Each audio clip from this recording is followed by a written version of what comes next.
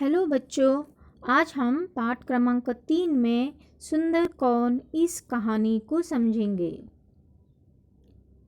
एक बहुत बड़ा जंगल था और उस जंगल में बहुत सारे प्राणी रहते थे। उसी जंगल में बारहसिंगा नाम का एक हिरन भी अपने परिवार के साथ रहता था। वह बहुत शक्तिशाली था। एक दिन घास चरने के बाद वह तालाब पर पानी पीने गया। तालाब का पानी स्वच्छ था। उसने पानी में अपनी परछाई देखी। अपने सींग को देखकर वो बहुत प्रसन्न हुआ। उसने सोचा, ईश्वर ने मुझे कितने सुंदर सींग दिए हैं। ये बिल्कुल किसी मुकुट की तरह है। पेड़ की डालियों की तरह चारों तरफ फैले हुए हैं। और वह मन ही मन मुग्ध होता हुआ अपने सौंदर्य की प्रशंसा कर रहा था। वह अपनी परछाई को देखकर बहुत खुश हो रहा था। उसके वो सींग उसे किसी राजा के मुकुट के समान लग रहे थे। फिर उसकी दृष्टि यानी कि नज़र उसकी अपनी पतली टांगों पर पड़ी। उन्हें देखकर बारहसिंगा भगवान को कोसने लगा और वह कहने लगा भगवान को, हे भगवान, आपने मुझे इतने सुंदर सींग तो दिए, फिर उनके साथ इतनी पतली टांगे क्यों दी? ये पतले दुबले पांव कितने बदसूरत है। सुंदर सींगों की शोभा भी कम कर रहे हैं। उसको अपने खुद के जो दुबले पतले जो पैर थे वो बिल्कुल पसंद नहीं थे। वो हमेशा अपने सींगों को ही निहारता रहता था। जब भी बारहसिंगा तालाब पर पानी पीने आता तो वो अपने सींगों को खूब निहारता रहता। पल भर के लिए उसने अपने आप को जंगल का राजा समझने लगा। वो सोचता, जब सींगों का मुकुट उसके सिर पर है तो दूसरा पशु जंगल का राजा कैसे हो सकता है। धीरे धीरे वह अपने आप को जंगल का राजा समझने लगा। अब वो शेर के बिना किसी और पशु की परवाह ही नहीं करता। जो पशु उससे ऊंची आवाज में बात करता उसे वह अपने नुकीले सींगों से मारकर घायल कर देता, जख्मी कर देता। घायल मतलब जख्मी कर देता। जब जंगल में कोई भी पशु बारहसिंगा से लड़ने का साहस नहीं करता था, सभी को उससे भय लगता था। परेशान होकर सब पशु जंगल के राजा शेर के पास गए। उन्होंने शेर से बारहसिंगा की शिकायत की।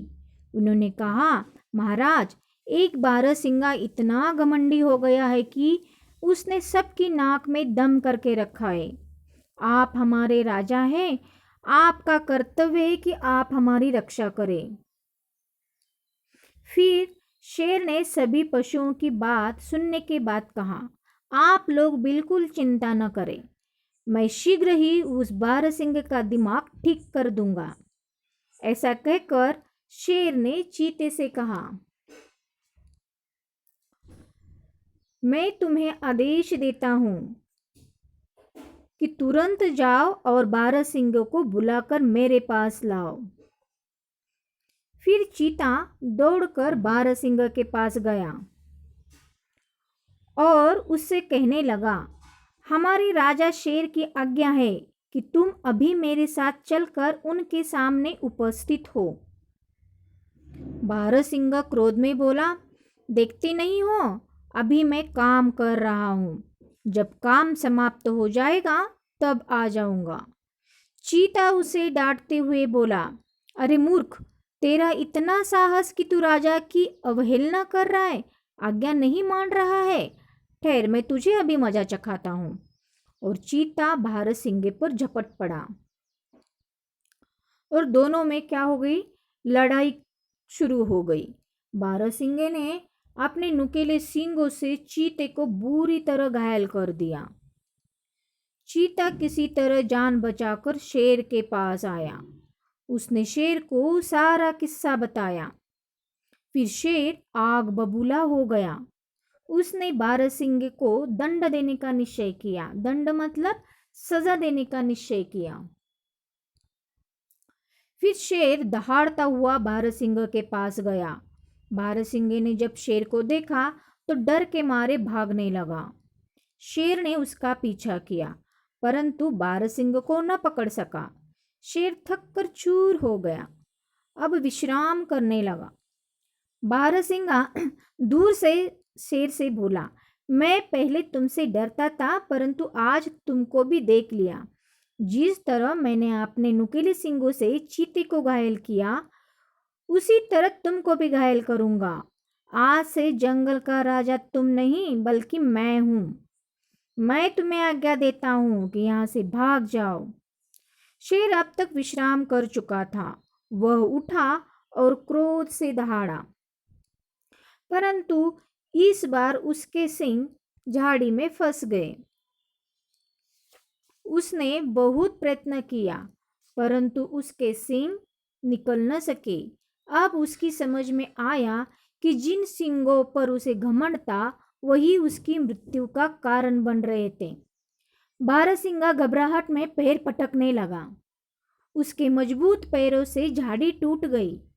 उसने और जोर लगाया, झाड़ी जड़ से उखड़ गई। उसके सींग झाड़ी में ही छूट गए। बारहसिंगा सिर पर पैर रखकर भागा, मतलब आगे पीछे देखे बगैर तेज दौड़ना, यानी कि सिर पर पैर रखकर भागना। अब वो शेर की पहुंच से बाहर था। उसने राहत की सांस ली, अपने पैरों को धन्यवाद दिया। उसने कहा, धन्यवाद मेरे मजबूत पैरों, आज तुम्ही ने मेरे प्राणों की रक्षा की है। सुंदर है वह जो मंगल करे, सुंदर है वह जो समय पर काम आए। हमने इस कहानी में यही सीखा कि हमें कभी भी अपनी विशेषताओं पर घमंड नहीं करना चाहिए। साथ साथ यह भी समझना चाहिए कि मुसीबत के समय जो साथ दे वही सबसे सुंदर और वही सबसे कल्याणकारी होता है। मुझे लगता है ये कहानी आपको पसंद आई होगी। धन्यवाद दोस्तों।